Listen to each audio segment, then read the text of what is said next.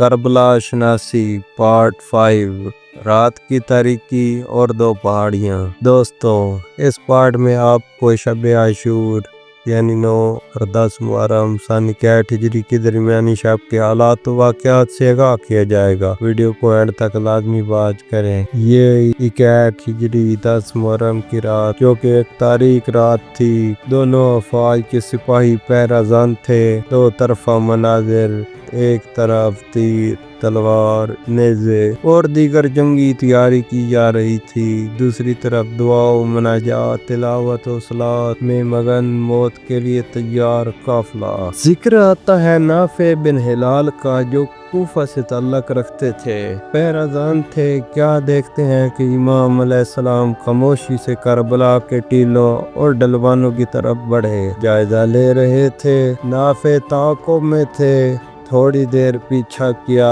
پھر جا کے ملے اور پوچھا، میرے ماں باپ آپ پر قربان، رات کی تاریکی میں کیوں اتنا دور نکل آئے ہیں جبکہ یزیدی لشکر بالکل سامنے ہے اور میں آپ کو ان ظالموں کے لشکر کی قریب دیکھ کر پریشان ہو گیا ہوں۔ امام علیہ السلام نے شفقت بھری نگاہوں سے اپنے باوفا ساتھی کو دیکھا اور فرمایا، میں رات کی تاریکی میں کربلا کی سرزمین کی بلندیوں اور گہرائیوں کا جائزہ لینے آیا ہوں تاکہ دیکھ سکوں کہ کوئی ایسی جگہ تو نہیں جہاں سے دشمن چھپ کر حملہ کرے یا تمہارے حملوں سے بچنے کے لیے اسے ڈال بنائے۔ پھر چاند کی چاندنی سے چمکنے والی دو پہاڑیوں کی طرف اشارہ کیا جو کہ بہت دور تھیں اور فرمایا، نافع، رات کی اس تاریکی میں اگر تم چاہو تو ان دو پہاڑیوں میں جا کے اپنی جان بچا سکتے ہو جبکہ تم کو کوئی دیکھ نہیں رہا ہوگا۔ نافع کوئی عام صحابی نہ تھا دوستوں، وہ اپنے قبیلے کا سردار اور قاری قرآن اور ماہر تیر انداز تھے۔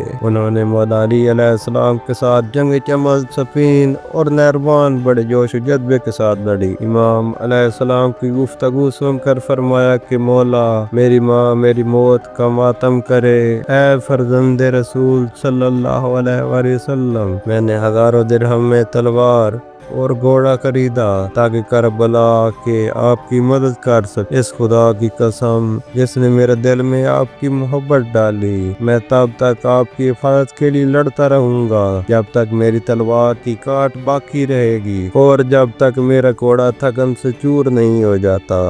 امام علیہ السلام نافع کی بات سن کر بہت خوش ہوئے، پھر اپنی بہن زینب کے خیمے میں گئے۔ نافع باہر پہرہ دے رہا تھا۔ بی بی سلام اللہ علیہا نے بھائی سے کہا، کیا آپ نے اپنے ساتھیوں کو آزما لیا ہے؟ یہ نہ ہو کل آپ کے صحابی، آپ کے ساتھی آپ کو اکیلا چھوڑ دیں۔ بعض روایات میں موجود ہے کہ امام علیہ السلام نے اصحاب کو خیمہ میں بلایا اور چراغ بجھایا اور فرمایا کہ میں اور میرا رب آپ پر راضی ہیں۔ یزید کی دشمنی مجھ سے ہے، وہ میرے خون کا پیاسا ہے، اگر آپ میں سے کوئی بھی لوٹنا چاہتا ہے تو چلا جائے، صبح ہمیں قتل کر دیا جائے گا۔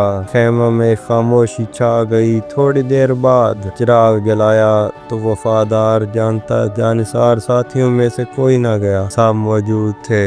امام علیہ السلام نے یہ واقعہ اور حضرت نافع کا واقعہ سنایا اور کہا کہ سب کربلا میں جان قربان کرنے کے لیے ایسے تیار ہیں جیسے بچہ اپنی ماں کا دودھ پینے کے لیے بےتاب ہوتا ہے۔ حضرت نافع نے بہن اور بھائی کی بات سنی تو ان کا دل بھر آیا اور جا کے باقی اصحاب کو بتایا۔ سب اصحاب بنت رسول صلی اللہ علیہ وسلم کے خیمہ کے باہر اکٹھے ہوئے اور ان کو اپنی وفاداری کا یقین دلایا۔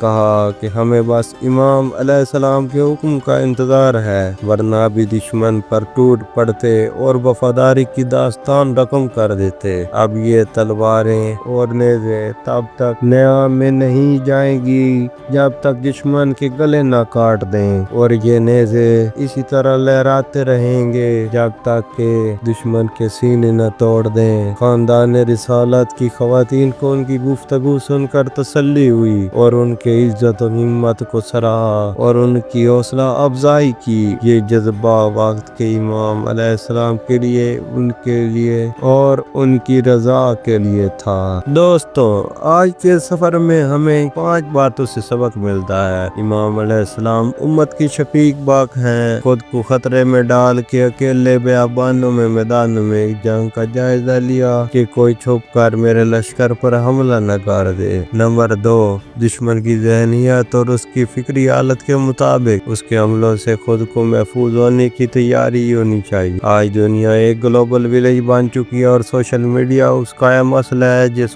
کا بے حیائی اور دینی بے روی پیدا کرنے کی کوشش کی جا رہی ہے۔ سوشل میڈیا کا استعمال کر کے ان کا اسلحہ انہی پر استعمال کرنا ہوگا۔ نمبر 3، حقیقی مومن امام وقت کے آنے سے پہلے خود کو تیار اور مکمل رکھتے ہیں، جیسا کہ جناب نافع نے امام حسین علیہ السلام کے آنے سے پہلے تلوار اور گھوڑا خرید لیا تھا۔ نمبر 4، عزاداروں کی حفاظت کے لیے بیرہ دینا، سیکورٹی دینا حضرت عباس علیہ السلام اور مایہ ناز اصحاب اور شہدائے کربلا کے عمل کی پیروی ہے۔ امام وقت کے لشکر میں رہ کر زندگی گزارنے کے لیے نفس کو امام علیہ السلام کے تابع اور وفادار بنانا چاہیے اور جان کا نذرانہ پیش کر کے وفا کی داستان رقم کر دینی چاہیے۔ شکریہ دوستوں، آپ نے ایک طرح وقت نکال کے کربلا شناسی سے استفادہ حاصل کیا۔ مزید استفادہ حاصل کرنے کے لیے ہدایت کے سفر میں ہمارے ساتھ رہیں۔ اللہ حافظ۔